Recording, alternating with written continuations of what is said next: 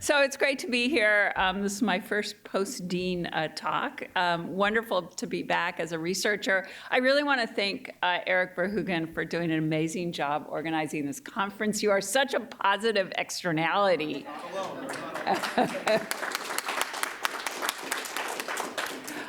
So I have I'll be honest, I have a book contract with Princeton University Press on this topic of what makes industrial policy work. It was supposed to be done by December. I haven't started it. If you have any ideas or work that you'd like me to review, this is going to be a broad review from Louis XIV to the Biden administration. If you want me to include your work, please send it to me.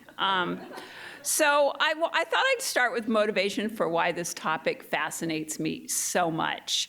More than 30 years ago, I started my career in the Young Professional Program at the World Bank. It's so nice to have some former World Bank colleagues here. Ana Fernandez and Key are here. I loved the World Bank. It was the best thing ever. And my first job as a young economist more than 30 years ago, actually 1991, was to write the trade chapter for the World Development Report called The Challenge of Development.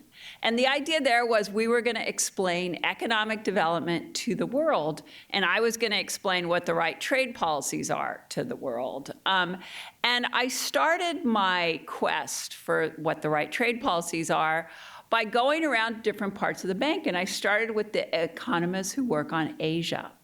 And the economists who work on Asia were very keen on industrial policy. They did believe that it had an important role to play. They talked about, we see here in the slide, agglomeration economies, latent comparative advantage, what you could try to export that you were inherently good at. All sorts of things. So there was a real positive attitude towards the role of industrial policy from those World Bank economists who worked on those countries. I then went and talked to economists who worked on other parts of the world, Latin America, Africa, Middle East.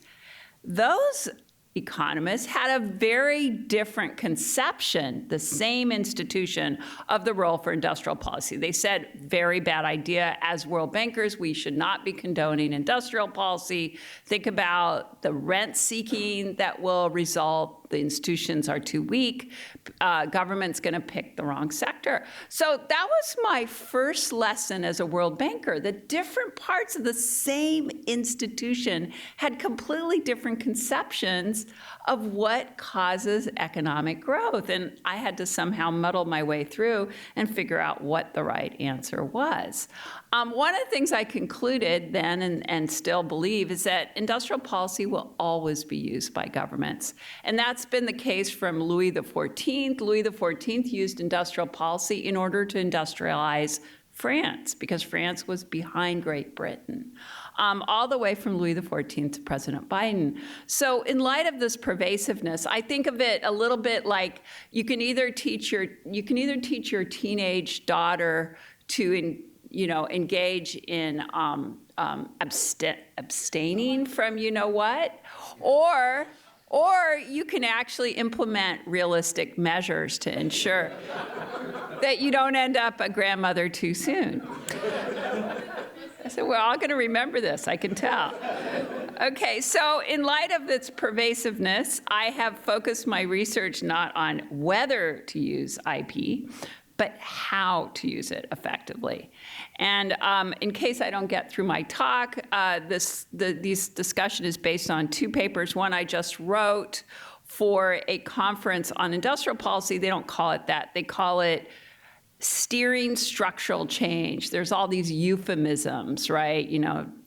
Productive development policies here. They call it steering structural change, which was put together by the IMF and the Peterson Institute. You can download my paper from ResearchGate. Or a less recent paper on the topic of this panel on green industrial policy in emerging markets, which came out in the annual review, also available on ResearchGate, with two former PhD students, Leslie Martin and Shanti Nataraj. So In the first paper, I create a framework to help us understand what causes industrial policy to be successful. So I just stepped down as a business school dean. In business school, in case you didn't know, we have these really simple frameworks that we teach, which people are supposed to remember. So my framework is called the 4C framework. If you remember nothing else, remember the 4C framework. Give me feedback, because I'm going to include this in my book. And here are the 4 Cs. The first C is, to be successful in industrial policy should correct a market failure. Some kind of market failure. I actually believe market failure encompasses many arguments for why you'd engage. In fact, all the arguments for why you'd engage in industrial policy. And, going beyond that, of course, it should correct using the appropriate instrument. So I happen to believe that second best policies, unlike what Danny was proposing, are not necessarily the best. So if you have a market failure, for example, in climate, you should be using a carbon tax, which, as you all know, we rarely use. The second C is consultation with the private sector. We don't know how to pick winners as the public sector, and therefore consultation with the private sector is great. So I had a wonderful conversation yesterday with my former colleague, Ana Fernandez and Juan Carlos Halleck, talking about a great form of consultation, I'm going to butcher the Spanish, called mesas ejecutivas, round tables. Peru has used this, business round tables, where it specifically, Juan Carlos told me, things that are off the table are subsidies and taxes. You don't talk about money, but you talk about which are the sectors that are appropriate for removing stumbling blocks, which are the sectors appropriate for new exports, whether it's asparagus or whatever else. So consultation, second C. Third C, this is, to me, the most important that people don't talk enough about, although Joe asked a question about it yesterday, competition. Competition, you want industrial policy to promote competition, not to discourage it. So what that means is that any export-oriented industrial policy that promotes exports, that promotes small countries with exporters to compete on world markets, is going to be much more successful than an import substituting industrial policy, which discourages competition. All the evidence I've seen suggests that tariffs are never or almost never successful at promoting infant industries. And then the last C, conclude. There has to be an expiration date on that industrial policy. It has to conclude. So those are the 4 Cs. I'm going to apply it, since the topic of today is green industrial policy. I'm going to apply it to what I think is the biggest market failure of our and future generations, climate change. I do think of that as a market failure. Last year was the hottest year on record.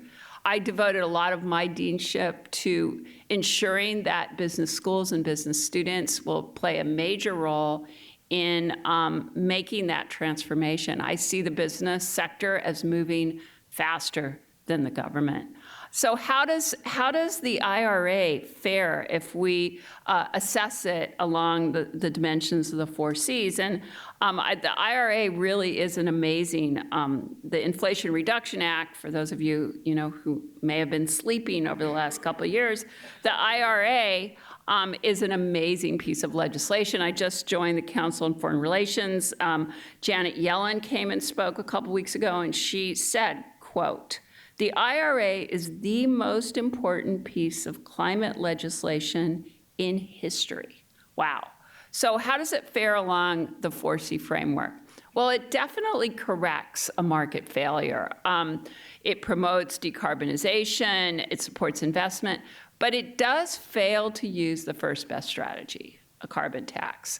So I give it kind of mixed marks. Not clear to me that the second best strategy, although it was implemented for political reasons in order to get this passed, I'm not crazy about it. It's very costly. There was a lot of consultation, including with oil and gas companies. How does it fare on the promoting competition angle? I would say 50-50. On the good side, the benefits are not restricted to incumbents. The early evidence suggests the law is promoting new projects. However, there is a not so good element to this. Domestic content is applied to iron and steel. It's applied to upstream components for battery production. So it's really, it's very, very costly. A recent working paper suggests that the cost to taxpayers of promoting EVs through this legislation is $32,000 per EV sold. That's a lot of money. Does it conclude? It does, if I read through the whole bill, it does have a termination date. It's well specified. But of course, that could be extended in future legislation. So so I would give it mixed reviews. It's very costly. It's great. I support it. It could have been more direct. What are some other challenges for green industrial policy that we discuss in our annual review article? Well, in the case of climate change or improving the way companies work, identifying the market failure is easy, but correcting it is not so clear. We're really in a world of second best.